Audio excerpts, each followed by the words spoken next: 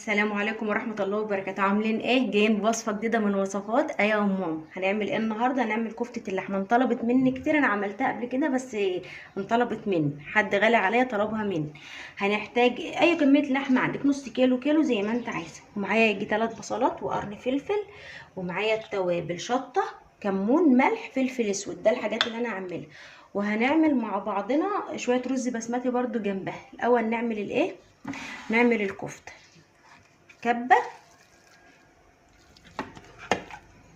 لو انتي هتعمليها مشوية تصفي البصل عشان ما تنزلش بصل في الشوي. لو انت هتعمليها في صينيه على البوتاجاز زي كده، انا مش هصفي البصل، هضربه كله في الكبه.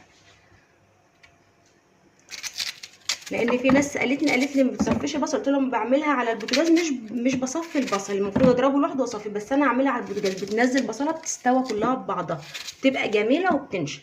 لكن مشويه على الفحم لازم نصفي البصل ما تفكش مننا. اهو. ونضرب ده كله كويس.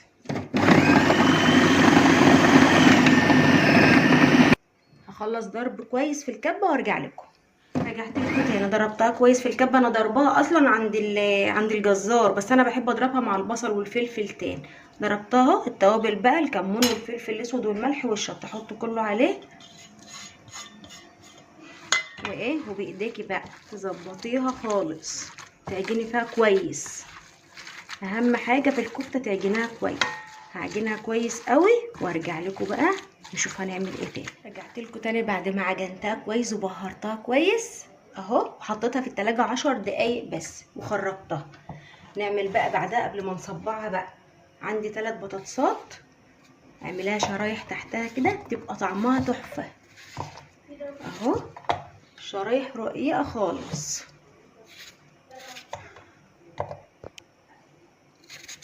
اعملها رقيقه خالص اهو،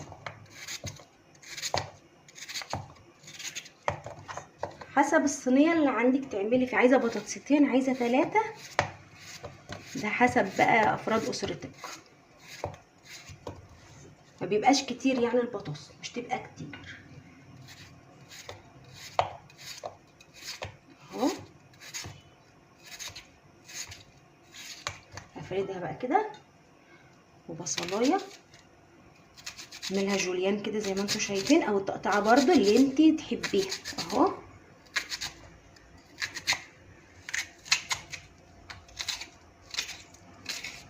بصلايه واحده مش كتير، قرن فلفل اهو.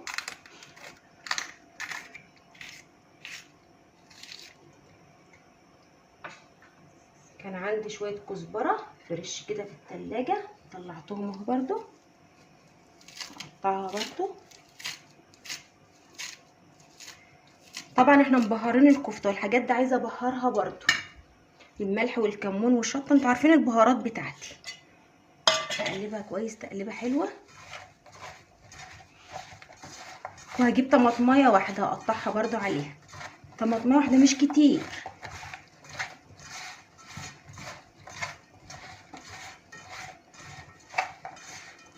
اهو. جيب الطماطمايه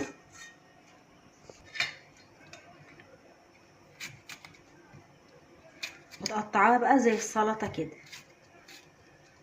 اهو، تدي لها لون بس.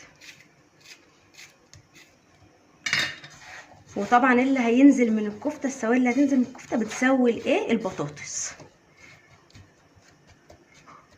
بهرتها كويس اهو، نبتدي بقى نصبع الكفته. عرفتوا ليه انا مش بصفي ميه البصل اهو. حطي كده تسوي بقى، وتحطي احلى صينيه كفته ممكن تاكلوها. صينيه كفته بالبطاطس، بطاطس بيوريه كده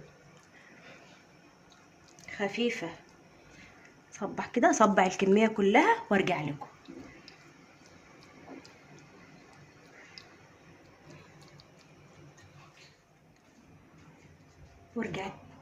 ورجعت لكم تاني، عملت الصينيه اهي، هرفعها بقى على النار زي ما انتم شايفين. احلى صينيه بطاطس بالكفته ممكن تعملوها.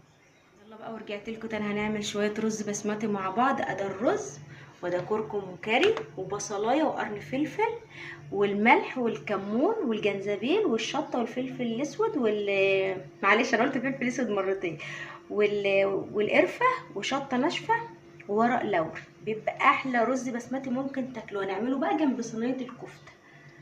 هنعمل اول حاجه هلا على النار اهو، شغلت عليها النار. هجيب شويه زيت ذره اهو، احط شويه زيت اهو، وهجيب معلقه سمنه بلدي تديها طعم جميل قوي اهو. وهجيب البصلايه بقى اقطعها. فكرة الرز البسمتي بيبقى ليه طعم كده قوي.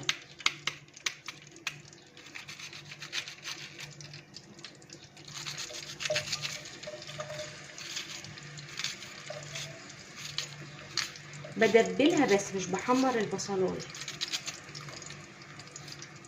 اهو يا حبايب قلبي. اللي يعمل الطرق دي يكتب لي في الكومنتات وتشتركوا في القناه. متنسونيش بدعوه حلوه من قلبكم كده. والقرن الفلفل برضه هقطعه، سيبه ياخد تشويحه بس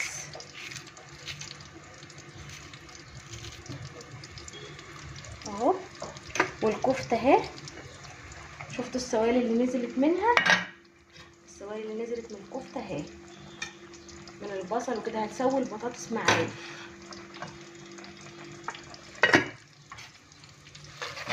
نسيب ده يتشوح مع بعض على مغسل الرز. نرجع نشوف. هننزل بالبهارات دي كلها برضو، احس ان ريحتها ايه، خدت صدمه كده مع الحاجات دي. والكركم والكاري انا مقلباهم على بعض. حط معلقتين اهو.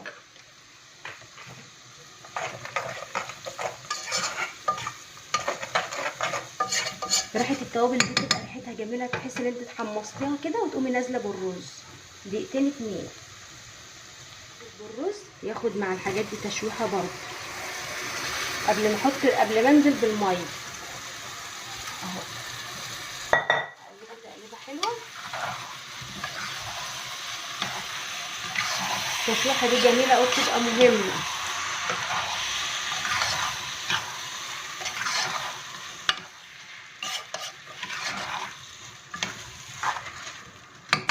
هنزل بالميه بقى لما اخلص خالص. هرجع لكم اوريكم الاكل. ورجعت لكم تاني بعد ما الاكل خلص اهو. الرز البسمتي خلص زي ما انتم شايفين، والكفته في صينيه البطاطس طعمها تحفه جميله قوي، وشويه طحينه. وده غدانا النهارده. الف هنا. ما تنسوناش بقى باللايك والكومنتات الحلوه ودعوه حلوه من قلبكم. واستنوني بوصفه جديده من وصفات ايا وماما. الى اللقاء، مع السلامه.